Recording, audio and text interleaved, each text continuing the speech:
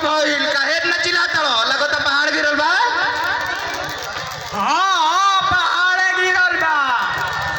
हम का सुनत बानी। का सुनत बाड़ो सब बतावा। का भइल कि हम का सुनत बानी। जवन आदमी तहारा के अमीर बना देलो ओ करे के तू भुला गइलो। सर होश में तुम्हारा लो तू का कहत बा। ई तोरा बुझाता है कि नहीं के बुझात। हम तो होश में भइले बानी बाबूजी लेकिन तू तनिको होश में नहीं छ। सुन होश में आके बात कर। तोरा बुझाता नो के से बात कर करे। हमारा तो बुझा देबा लेकिन तारा तनिको नहीं के। कान खोल के सुन लो।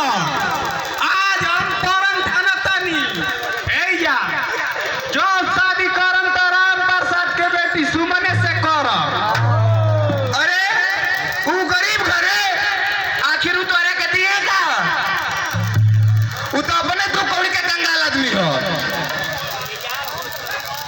आज गरीब अमीर के फर्क बुझात बा। तारा वो दिना बुझात रहे हई गाड़ी हई बंगला सब तार लीला मत रहे तो।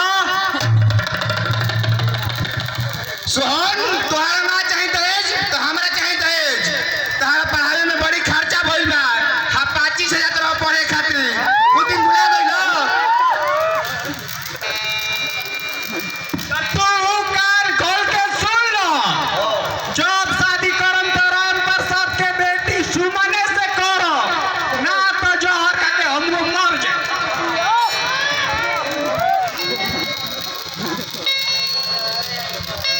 ना हमार बेटा तुम्हें तो हमारे एगो इकलौता चिराग बा। तो समझा दो इनका के ई धन के लालच में एकदम अंधा हो गइल बा। राउर हमनियों के बेच दिए। दिमाग तो ठीक बा नु। आ तेरा धन दौलत का करम जब बेटे ना रही।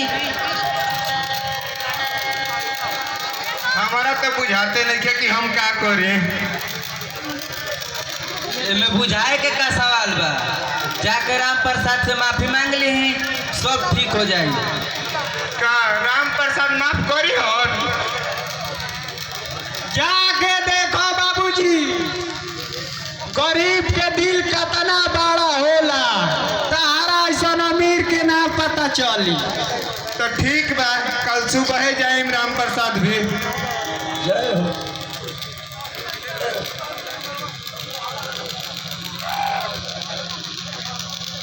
मीठा खबर बुलाई।